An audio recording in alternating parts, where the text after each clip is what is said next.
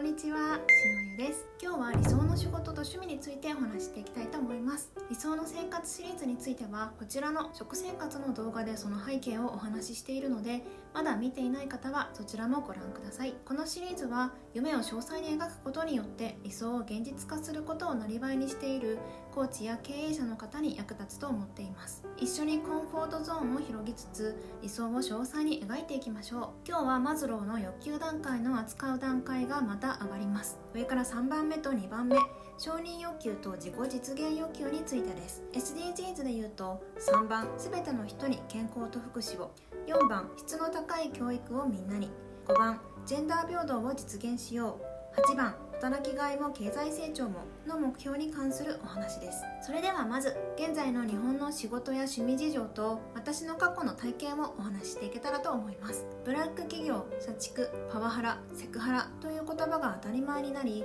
鬱になる人の多さが問題になったのは平成のスタンダードでしたよね。ほとんどの社会人にとって仕事は生きるために仕方なく行うライスワークで、アフターファイブや休日の趣味、家族友人との時間を生きがいにしている人が大半だったのが平成の象徴なのではと思います。花金やサザエさん症候群という言葉がその考え方をよく表していますよね。しかし令和になり AI や IoT、 仮想現実といった最新技術の発展により働き方は大きく変わりつつあります。単純作業は AI にとって変わられると言われていて、クリエイティブな仕事や感性を必要とする仕事が今後は増えていきそうですよね。また医療の進歩によって人生100年時代に突入すると言われていて、定年という概念も消えつつありますし、ベーシックインカムが導入されていけば働かなくても生きていけるようになるかもしれません。会社員を辞めて自分の強みを生かしたフリーランスになる人が増えてきたり、 YouTuber や TikToker、 ライバーといった新たな職業が一般化しつつあるように、仕事が趣味の延長になる可能性が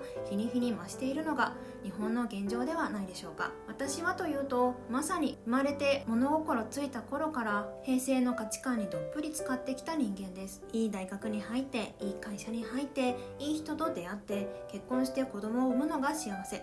そういう社会的な価値観で育ちました。でも私は平成の社会不適合者だったので、その価値観に飲まれながらも日々葛藤する毎日を送りました。私の夢は中学生の頃から地球環境問題を解決すること。そのために東大に入って環境省か国連に入って社会を変えるんだなんて思っていました。でも当時の現実は利益優先で環境問題の解決は二の次の社会。成長するにつれて自分の無力さと社会の仕組みに絶望しました。そんな状態で就活もうまくいかず、なんとか入れた企業は自分の興味とはかけ離れた IT 企業、完全に人生の指針を失い、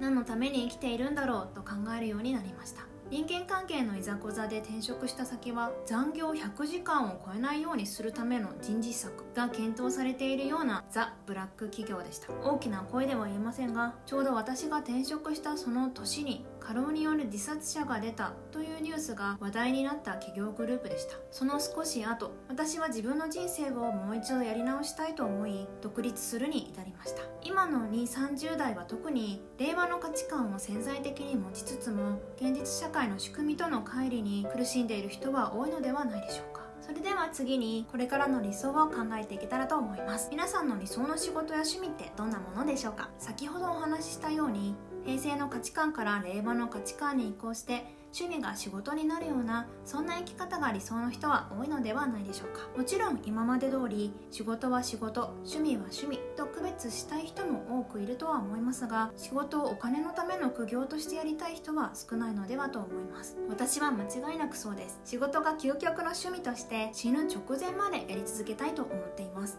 7つの習慣などの名著でも言われている通り、終わりを思い描くことから始めるとするならば、私は死ぬその日まで志と対等な力でつながった最高の仲間や家族と笑いながら仕事をしていたいです。誰もが無理も我慢もすることなく、自分の才能を 120% 生かして楽しく貢献し合うチーム。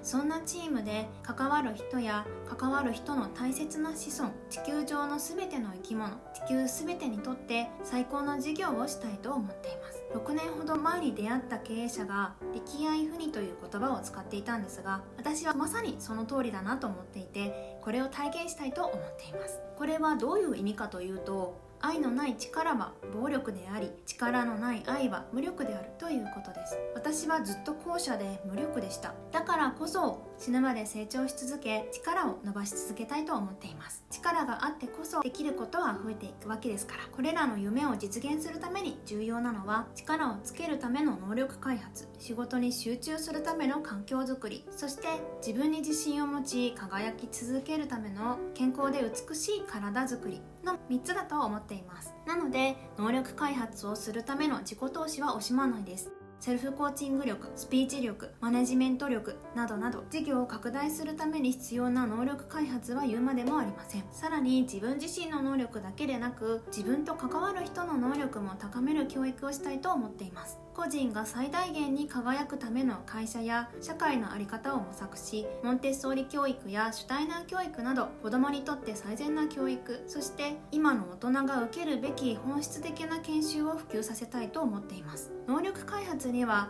脳科学や心理学、スピリチュアルのような目に見えない分野への理解も重要だと思っているため、うわー宗教だよと言って目に見えないものを信じない原因も取っ払っていきたいと思っています。また家事代行やシッターを雇い、仕事に集中できる環境を作りたいと思っています。もちろん自分自身でも家をきれいに使いますし、子供の世話もします。でも人にある程度任せた方が自分のエネルギーと時間を保ったままで快適な環境づくりができると思っています。女性の活躍が重視されつつある世の中ですが、まだこの家事代行やシッターといった考え方は歴史の中で出てくる貴族の世界観の中でとどまっているように感じます。家事代行やシッターの人を奴隷や身分の下の人として考えるのは違うと思っていて、家事代行やシッターは今後の女性活躍において重要な立ち位置を占め、優遇されるべき人材だと思っています。そして健康で美しい体づくりのために、私は毎日の習慣を整えつつ、最先端の技術も徹底的に活用したいと思っています。サプリメントや基礎化粧品もしかり、美容器具やマッサージ、鍼灸、美容整形など、怪しいとか怖いとか、親からもらった顔にメスを入れるなんてと敬遠されがちなものも含まれていると思いますが、私はそんな世間の勝手なイメージよりも、自分自身がしっかりとメリットとデメリットを把握した上で、自分自身の理想のためにいろんな手法を日々選択していきたいと思っています。そして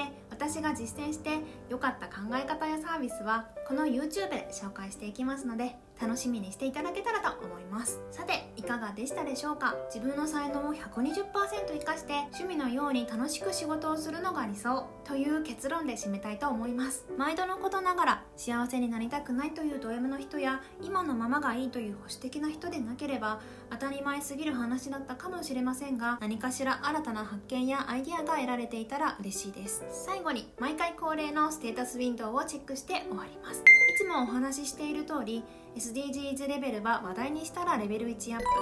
実践したらさらにレベル1アップ、そして一つの行動を継続的に実践し続けていたらさらにレベル1アップ、一つの行動の継続的な実践をやめたらレベル1下がるというルールで更新していきます。今日は3番、すべての人に健康と福祉を、4番、質の高い教育をみんなに、5番、ジェンダー平等を実現しよう、8番、働きがいも経済成長もについて話題にしたので、3、4、5、8番がレベル1ずつアップです。やったー。はい、ということで今日は理想の仕事と趣味についてお話ししてきました。ここまで動画を見てくださってありがとうございました。この動画が良かった方は高評価をよろしくお願いします。またこのチャンネルでは人にも地球にも優しい社会を作るための考え方やサービスを紹介しています。そういったことに興味のある方はぜひチャンネル登録もよろしくお願いします。また仲間も募集しています。詳しくは概要欄をご覧ください。それではまた次の動画でお会いしましょう。バイバイ。